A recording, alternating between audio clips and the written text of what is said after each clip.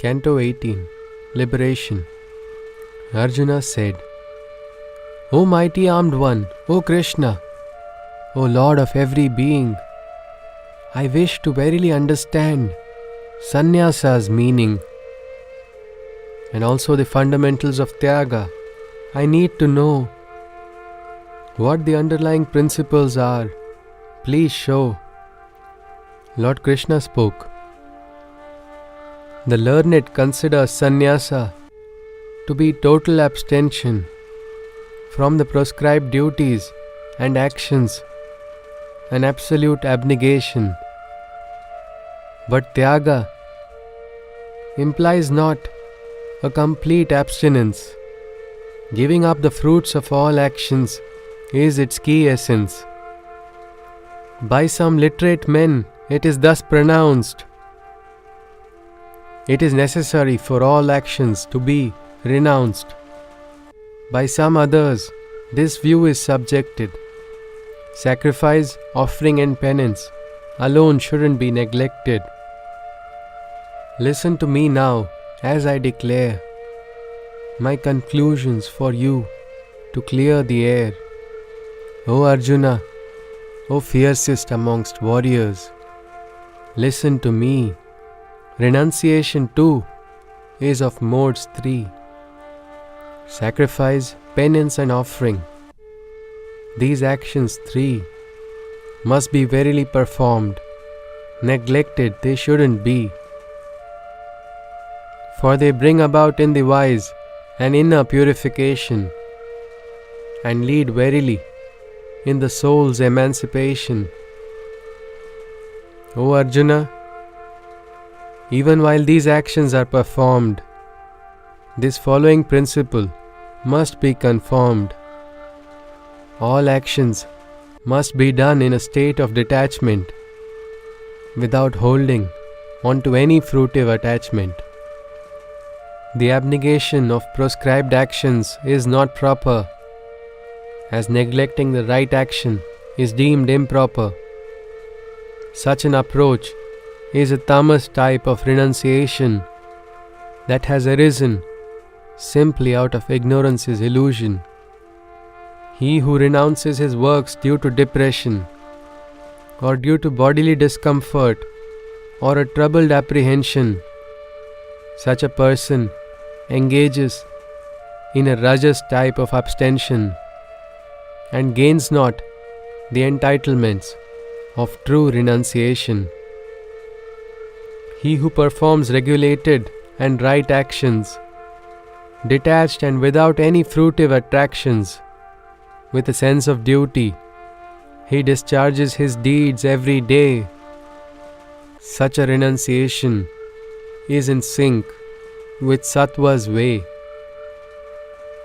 The wise man who has overcome all contradictions in a state of Sattva are all his renounced actions. Towards difficult actions he holds no indisposition, and pleasing actions to him hold no attraction. Works cannot be renounced by any embodied being. Such is the nature of works for all creatures living. He who gives up only the fruits of action, he has understood the true meaning of renunciation. All fruits of actions in this world and the next can thus be desired or undesired or mixed, only one of the three. Post-death too, the beings enslaved to fruits are bound, but those who renounce truly are in all worlds free found. O Arjuna, learn from me as I shall reveal. The 5 main causes to you I shall unveil, as per the wisdom of the ancient instruction, by which man attains in all his works a perfection. The 5 comprise the physical body as the base, the doer whose command it obeys, the different kinds of efforts, the senses that perpetuate and finally, it is the individual's governing fate. The 5 elements constitute and interact to create the governing cause by which all beings act. They chisel and mold man's development and outcome, and define what his deeds of mind, body and speech become. But those beings who do not comprehend, due to ignorance, nothing they can apprehend, themselves to be the cause of actions they believe, the truth such blinded beings cannot perceive. He who has given up his sense of possession, he whose intelligence is not driven by passion, even if multiple people such a being were to slay, he isn't the slayer and not bound to sin in any way. The knowledge, the objective senses, and the knower, these 3 trigger the mental impulses in the doer. Then again it is the doer, the instrument and the action. All works arise only by the 3's combined sanction. Gnosis, the works and the actions mode, as written in the ancient scriptural code, all persist in nature in ways 3-fold. Listen to these 2, as to you I shall unfold. The knowledge coming from the inner eye is opening, that which perceives in all the supreme selves becoming. Behind all the divisions, those who perceive the one indivisible. In all such beings, Sattva's light is recognizable. But that knowledge which perceives in all forms a division, that which in the multiplicity of life sees a separation, devoid of oneness, it sees in all creations a distinction. The knowledge of such beings is powered by Rajas's passion. The pseudo-knowledge gives the beings a very narrow view, for their eyes are blind and see nature to be untrue.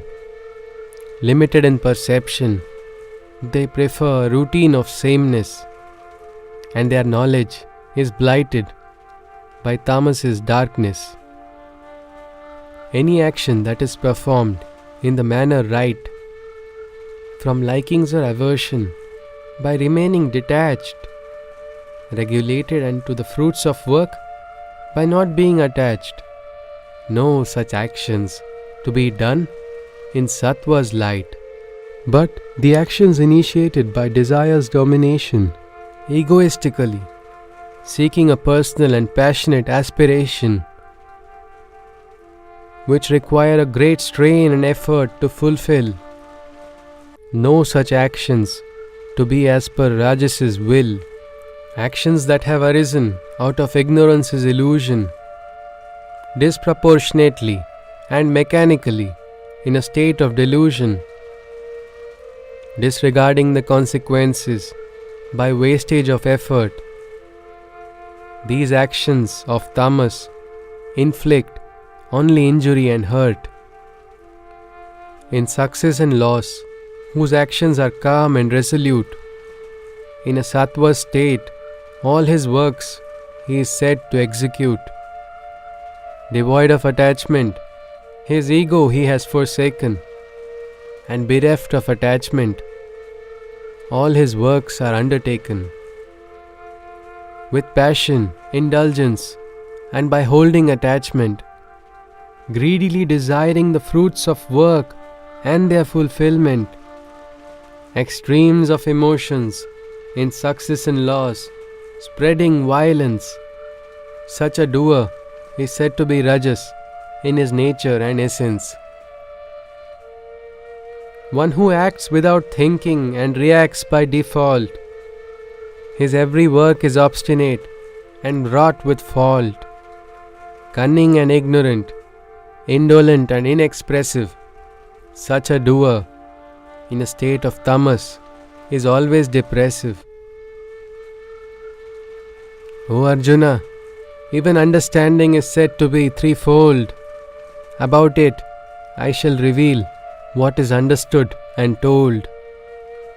Likewise, persistence too has three actualities. Hear me carefully. I shall explain their qualities. That which sees the laws of action and renunciation, recognizing the differences between right and wrong action. He who understands what is to be feared and what is not, what binds or frees the spirit, Sattva's understanding he has got. That which is right action and that which is wrong action, his mind has a faulty sense of discrimination, of what is to be done and avoided. He holds a wrong notion.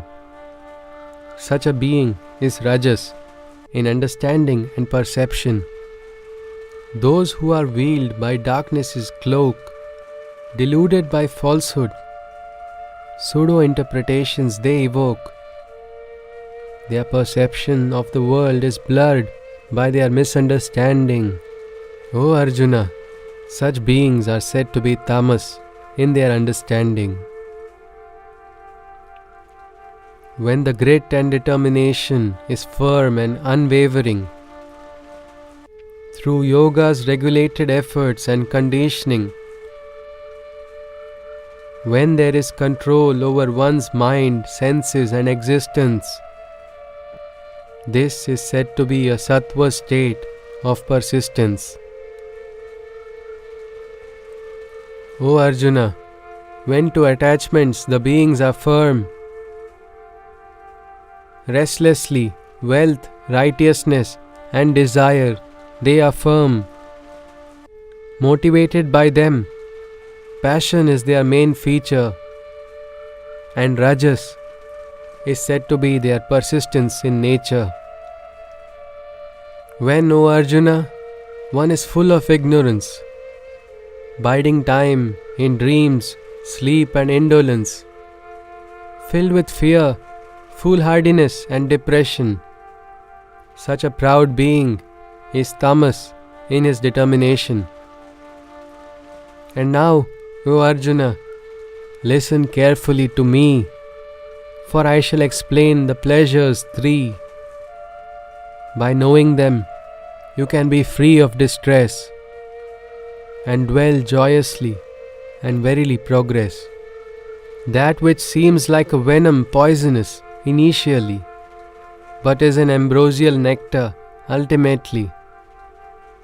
From a satisfaction of the spirit comes that pleasure, and it is said to be of Sattva's nature. That which is born of the sensual attractions, of senses, objects and their interactions, seems nectar-like first, but is poison in the end. Such a pleasure as Rajas one can comprehend. The pleasure which is delusionary in essence, in both its beginning and consequence, that stems from sleep, ignorance and a lazy nature, arising out of tamas, is this pleasure. No being can exist on earth. Even in the heavens, no god has taken birth, who is not subject to nature's modes three. From its workings, all qualities come to be. Depending wholly on their birth nature, there are the quadruple divisions of equal stature, based on the individual's tendencies and innate aspects. Brahmins, Kshatriyas, Vaishyas and Shudras, the four sects. Performing penance, seeking knowledge with a forbearance, maintaining self-control with a steadfast perseverance. He is termed a Brahmin who is pure, calm and peaceful, for it is in his nature to seek the spirit and be truthful. Heroism, high-spiritedness and strong physical ability, daring in battle with determination and gallantry, benevolence and a skill in leadership. Such is the Kshatriya's nature that commands lordship. The Vaishyas are the craftsmen, the agriculturists, the cattle raisers, the skilled artisans, the businessmen and the traders. But the Shudras have only one aim in mind: to perform service for the betterment of mankind. A man who in his own works of nature perseveres, his skills mature, as towards perfection he nears. How perfection is achieved, I shall now say. Listen to me, as I shall reveal the way the Creator of all the living beings in the creation, the Supernal One who brought forth every manifestation. By worshipping Him through one's own work with devotion, a man can verily attain the zenith of perfection. It is better to perform one's own work faultily than to, under a compulsion of law, perform perfectly. When one follows one's own inner nature, one incurs not any sin of any stature. The duty towards oneself, O Arjuna, one mustn't forsake. Without abandoning works, in the actions one must partake, even if defectively done, as all actions are cloaked with defect, just as the fire is masked by its own smoke's effect. When the soul is conquered with detachment, leaving no room for desire or any attachment, man transcends regular actions through renunciation, and every action is performed with impeccable perfection. How is it that the union with Brahma is gained? When is it that perfection is attained? O Arjuna, listen, for I shall now explain the most supreme knowledge that man can gain. By cleansing and purifying the inner self and holding a firm control over oneself, by renouncing all objects of sounds and senses, being bereft of anger and repulsive reflexes, controlling mind, speech, body, and ignoring materialistic company, eating moderately for maintaining an inner harmony, seeking a union with the Eternal through regular meditation, letting go of desires, gaining absolute renunciation, discarding egoism, anger and arrogance, desire, possessiveness and violence, of all feelings of proprietorship. When one is free to become the Brahman, one is fit to be. When one becomes the Brahman of the liberated self, by engaging in the purification of oneself, neither grieving nor desiring, and perceiving all to equal be, with a love supreme and devotion, those souls verily attain me. He who by devotion evolves to know me, and about all my vast existences that can be, my reality and principle, he truly understands. Uniting with my consciousness, supreme he stands.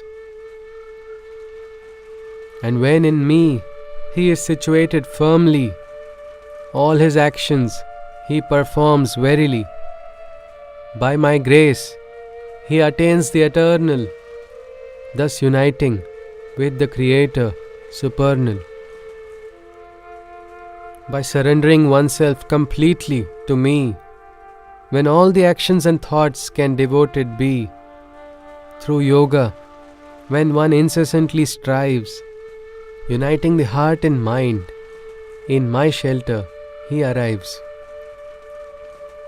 When the mind and the heart become one, united with me, All your battles are won.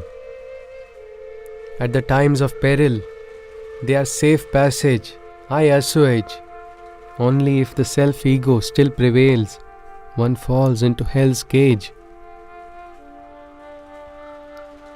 It is because you are taking refuge in your ego. This battle you are seeking to forego. I will not fight, you vainly say, but your inner nature will make you spar anyway. Because of delusion, you do not desire to fight this battle. You seem not to aspire. O Arjuna, in it you will ultimately have to partake. If not on your own, you will be forced for your nature's sake. The Lord that is seated within every living heart, O Arjuna, He stirs and initiates everything start. Like machines, all creatures are made to obey and act as per the will of His Maya's way. Seek refuge in Him in every way, O Arjuna, verily in every single way.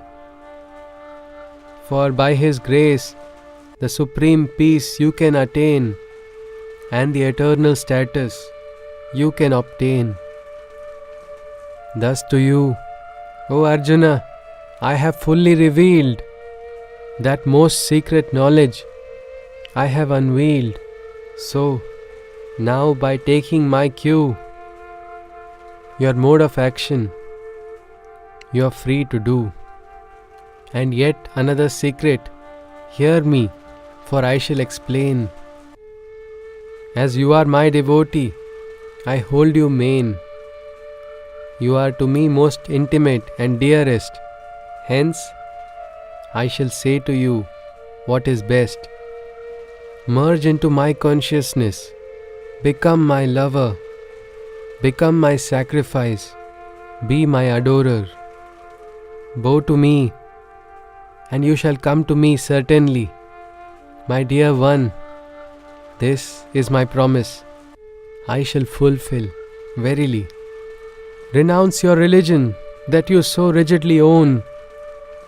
Surrender to me and seek my refuge alone. From all your sins and evil, I shall relieve. I shall bring deliverance. Do not grieve. Speak not this truth to he who performs not penance, or to he who lacks faith and dwells in ignorance. Also not to he who performs not any service, and to he who causes the indwelling God disservice.